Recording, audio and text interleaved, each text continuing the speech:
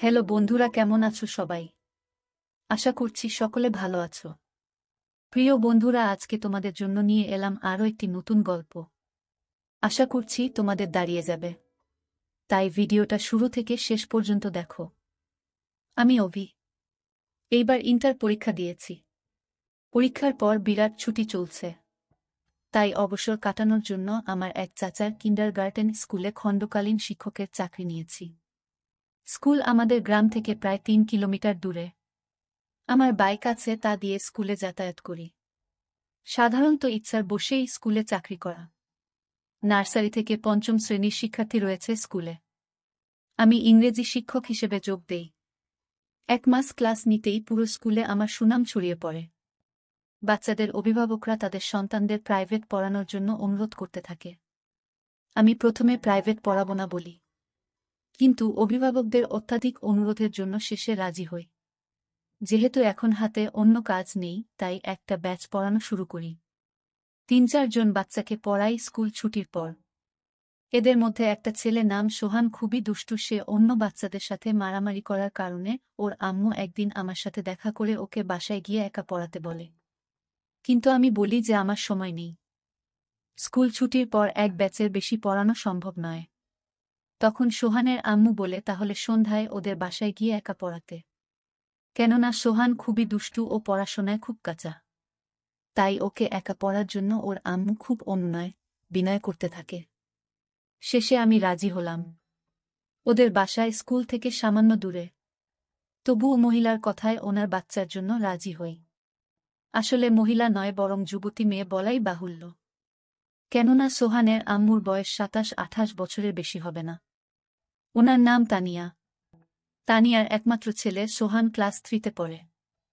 ওর স্বামী থাকে ইতালি। দোতলা বাড়িতে ছেলেকে নিয়ে একাই থাকে। তো প্রতিদিন স্কুল টিউশনি শেষে বাসায় ফিরি দুপুর 2টায়। বাসায় এসে খাওয়া বিশ্রাম শেষে সন্ধ্যার দিকে বাইক নিয়ে তানিয়ার বাসায় যাই ওর ছেলেকে পড়াতে। বলে রাখি যে তানিয়ারা ভালোই সচ্ছল। স্বামী ইতালি থাকায় ভালোই আছে। আমাকে 5,000 টাকা টিউশনির জন্য দেবে বলে সঙ্গে বাইকের তেলের খরচের জন্য এক্সট্রা টাকাও দেবে।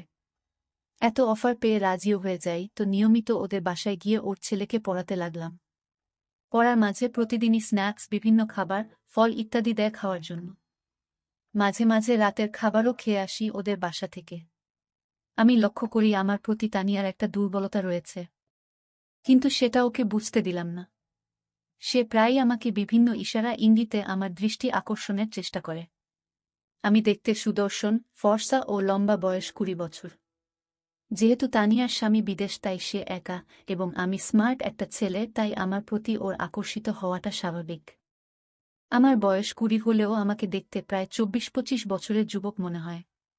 কেননা মুখে খোঁচা খোঁচা দাড়ি ও আমার অভিব্যক্তিতে বড়দের মতো আচরণ ফুটে ওঠে। তাই তানিয়াও আমার প্রতি আকর্ষণ ফিল করে। তানিয়ার ফিগার খুবই ভালো। দেখতে তামিল নায়িকা আনুশকা শেঠির মতো হুবহু। তানিয়া বাসায় টি শার্ট, টপ ও জিন্স পরে থাকে। আমি নিয়মিত খেয়াল করি সে ডেইলি টাইট ফিটিং টপ পরে। আমি ইতস্তত ফিল করলেও সে আমার সামনেই ঘুরঘুর করে। কিছুক্ষণ পরপর এটা ওটা খাবার, ছেলের খাতা, কলম নিয়ে আসে আর আমার দিকে লক্ষ্য রাখে যেন আমি ওর দিকে তাকাই। আমি সব বুঝতে পারলেও তানিয়াকে কিছু বুঝতে দিলাম না। এভাবেই প্রায় 1 মাস চলে গেল। আমি স্কুলের চাকরি ছেড়ে দিলাম, কিন্তু তানিয়ার ছেলেকে পড়াতে থাকলাম। এই 1 মাসে তানিয়ার সাথেও আমার ভালো সখ্যতা গড়ে উঠেছে। বলা চলে অনেক ফ্রি হয়ে গেছি আমরা। তানিয়াকে আমি ভাবি বলে সম্বোধন করি। প্রতিদিনই ওর ছেলেকে হোমওয়ার্ক করতে দিয়ে ওর সাথেই কথাবার্তা বলি। 1 ঘন্টার প্রাইভেটে 2-2.5 ঘন্টা থাকি ওদের বাসায়। বিভিন্ন বিষয় নিয়ে তানিয়ার সাথে কথাবার্তা বলি। একদিন আমার গার্লফ্রেন্ড সম্পর্কে জিজ্ঞেস করে সে। আমি বলি আমার কোনো গার্লফ্রেন্ড নেই। তানিয়া তা শুনে অবাক হয়ে যায়। বলে এমন হ্যান্ডসাম ছেলের গার্লফ্রেন্ড নেই? আমি হাসি। তানিয়া বলে আমার বয়স যখন 15 তখন আমার বিয়ে হয়। কোনোদিন প্রেম করার সুযোগ পাইনি, হাহা। আমি বলি সমস্যা কি, আপনার স্বামীর সাথে প্রেম করবেন? আমার স্বামী 2-2.5 বছর পর পর দেশে আসে।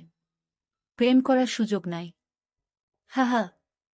স্বামী প্রবাস থাকলে এটা একটা সমস্যা। হ্যাঁ, যাক বাদ দাও দুঃখের কথা। তোমার কথা বলো। ভার্সিটিতে ভর্তি হয়েছ? জাহাঙ্গীরনগর বিশ্ববিদ্যালয়ে ভর্তি হলাম। ওয়াও, জাহাঙ্গীরনগর। সেখানের পরিবেশ খুব সুন্দর। হ্যাঁ, কিছুদিন পর ক্লাস শুরু হবে। ওহ আচ্ছা, সামনের শুক্রবারে কি তুমি ফ্রি আছো? হ্যাঁ, কেন? সোহান বলল কুরবানির ঈদের পর ঘুরতে যাবে কোথাও।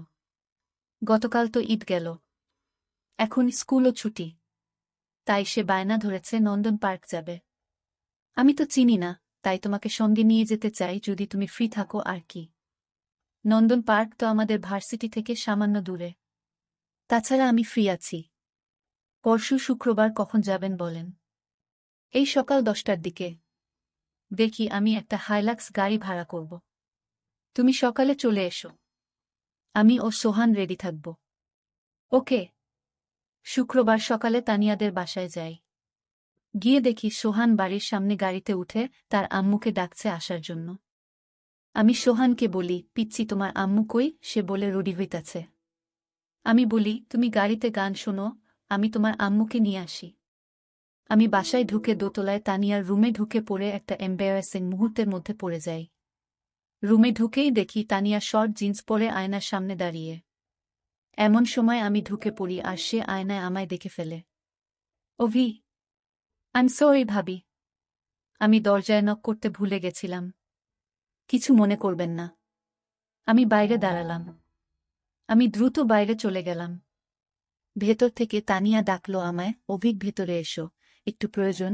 তানিয়ার কথায় ভেতরে ঢুকে দেখি একই অবস্থা। সে আয়নার সামনে দাঁড়িয়ে হুক লাগাতে পারছে না। অভি, আমার হুক লাগাতে পারছি না, একটু কাজটা করে দেবে প্লিজ? আমি চোখ বন্ধ করে কাজটা করতে যাই। না, চোখ খোলা রেখো। No problem. কাজটা করে দিয়ে আমি চলে যেতে লাগলাম। তানিয়া পেছন থেকে হাত ধরে বসল। চেয়ার থেকে একটু টপটা দেবে অভি? আমি ওর পরা টপটা দেওয়ার জন্য ঘুরেছি, দেখি সে আমার দিকে ঘুরে দাঁড়িয়েছে। কেমন লাগছে আমায় অভি? আমি কিছু বললাম না, শুধু ঢোক গিললাম। আমি তানিয়াকে ওর টপ দিয়ে পড়তে বললাম। তানিয়া এইবার আমার হাতে টান দিয়ে আমাকে ওর উপর ফেলে দিল। দুজন বিছানায় পড়ে গেলাম। আমি উঠে যেতে লাগলাম, কিন্তু তানিয়া আবার আমায় ওর উপর ফেলে দিয়ে বলল, আমায় তোমার কেমন লাগে অভি? তানিয়া, এসব ঠিক না অভি, আই লাভ ইউ বলেই তানিয়া আজব কাজ কারবার শুরু করে দিল। আমি একসময় তানিয়াকে ছাড়িয়ে উঠে দাঁড়িয়ে বলি, তানিয়া প্লিজ স্টপ ইট। কেন অভি? আমি কি দেখতে খারাপ? আমি কি তোমার ভালোবাসা পেতে পারি না? Please Tania, you are married, I can't do that. বলে আমি বাইরে চলে গেলাম। বাইরে গিয়ে আমি গাড়িতে উঠলাম। কিছুক্ষণ পরে তানিয়া গাড়িতে উঠল। আমি সামনের সিটে ও তানিয়া এবং সোহান পিছনের সিটে বসল। আমি ড্রাইভারকে বললাম গাড়ি ছাড়তে। গাড়ি চলতে লাগল। তানিয়ার কোনো সারা শব্দ পেলাম না, দম মেরে বসে আছে। সোহান ট্যাবে গেম খেলছে। আমি সানগ্লাস চোখে দিয়ে গাড়ির লুকিং গ্লাস দিয়ে তানিয়ার দিকে তাকালাম, দেখলাম মন ভার করে বাইরের দিকে তাকিয়ে আছে। আমরা সকাল 10:30টায় নন্দন পার্কে পৌঁছালাম। গাড়ি থেকে নেমে গাড়ি পার্ক করতে বললাম ড্রাইভারকে। আমি 3 জনের জন্য 3টি টিকিট কেটে আনলাম। ঈদের ছুটিতে প্রচণ্ড ভিড় এখন।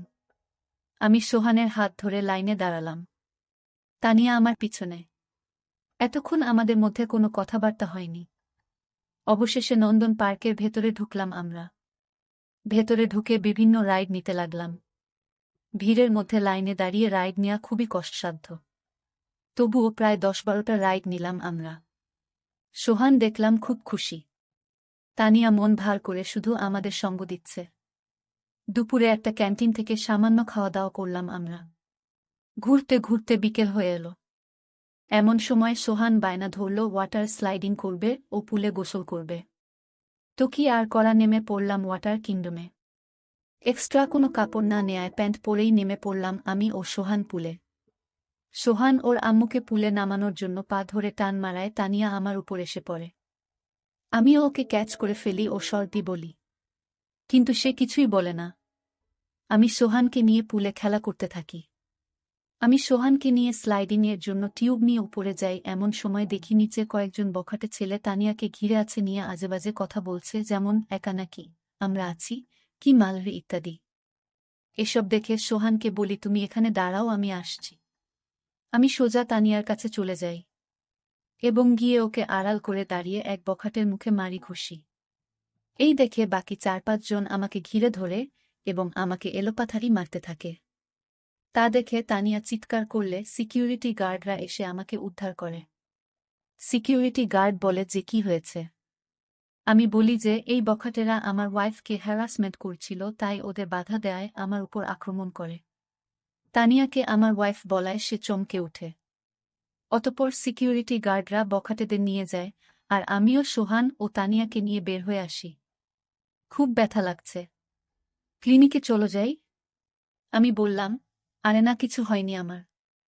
এ সময় পার্ক কমিটির কিছু লোক আমাদের সামনে এসে বলে যে আপনারা চাইলে ওই বখাটেদের বিরুদ্ধে অভিযোগ করতে পারেন এবং আমরা ওদের নামে থানায় মামলা করব। আমি বললাম, থাক, এত ঝামেলার দরকার নেই বলে আমরা চলে এলাম। গাড়িতে উঠে রওয়ানা দিলাম বাড়ির উদ্দেশ্যে। সন্ধ্যা হয়ে এসেছে, আবার আকাশ কালো হয়ে বজ্রপাত হচ্ছে। মনে হলো ঝড় হবে। মাঝপথে বিশাল বৃষ্টি শুরু হলো। বাসায় পৌঁছলাম ততক্ষণে রাত ৮টা বাজে। গাড়ি থেকে নেমে সোহানকে কোলে নিয়ে ওদের বাড়িতে ঢুকলাম। পুলে গোসল করে ও এখনের বৃষ্টিতে সবাই পুরো ভিজা। সোহানকে নামাতেই দেখি গাড়িওয়ালা গাড়ি নিয়ে চলে গেল। আমি পিছন থেকে ডাকলাম, ওই থামো, আমি বাসায় যাব কিভাবে? তানিয়া তখন বলল, বাইরে খুব ঝড়ো, রাতও অনেক হয়েছে, আজ রাতে এখানে থেকে যাও, তাছাড়া এমন সময় এত দূরে যেতেও পারবে না। আমি বললাম, না, থাকা সম্ভব না বলে ফোন খুঁজতে লাগলাম। অর্ষিত প্যান্টের পকেটে যে ফোনটা ছিল খেয়ালই করেনি। পানিতে ভিজে নষ্ট হয়ে গেল। অগত্যা তানিয়াদের বাসায় আজ রাত থাকতে হবে।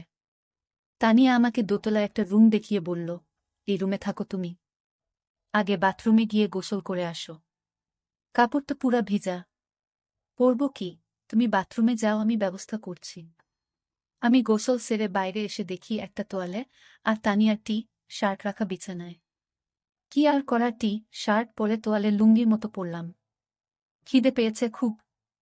মারামারি করায় মাথায় সামান্য ব্যথা করছে। দেখলাম তানিয়া হাতে করে খাবার নিয়ে এসেছে।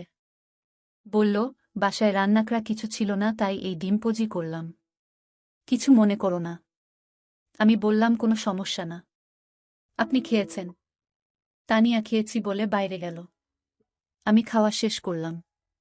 এমন সময় তানিয়া ফার্স্ট এইড বক্স নিয়ে এলো, আমাকে বলল, অভি দেখি সামান্য মলম লাগিয়ে দেই। বলে সে আমার ঘাড়ে ও হাতে মলম লাগিয়ে দিল। আমাকে বিছানায় শুয়ে পড়তে বলল। আমি বিছানায় শুয়ে পড়লাম। সোহানও ঘুমিয়ে পড়েছে।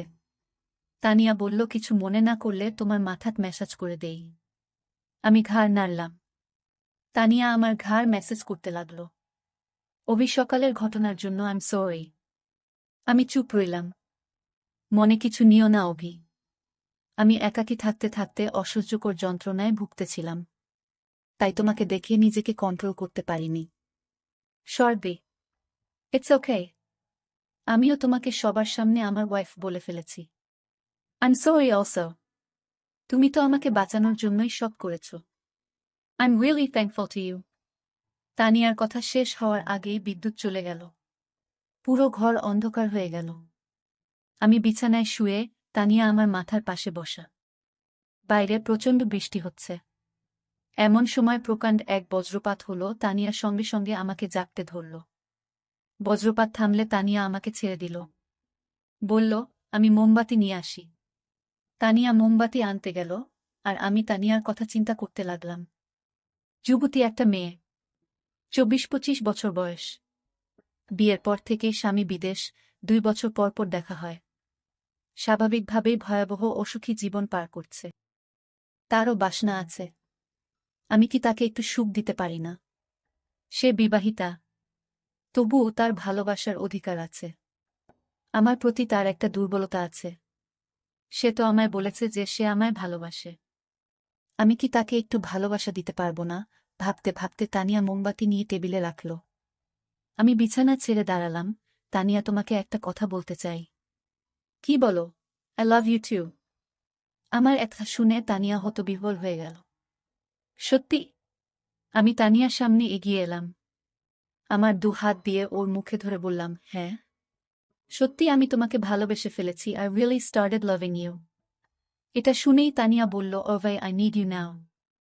বলে তানিয়া আমাকে বিছানায় ফেলে দিল। বাইরে তখন প্রচণ্ড বৃষ্টি পড়ছে, সাথে বিদ্যুতের চমক। এদিকে তোমরা নিশ্চয় বুঝতে পারছো আমাদের মধ্যে কি হয়েছিল।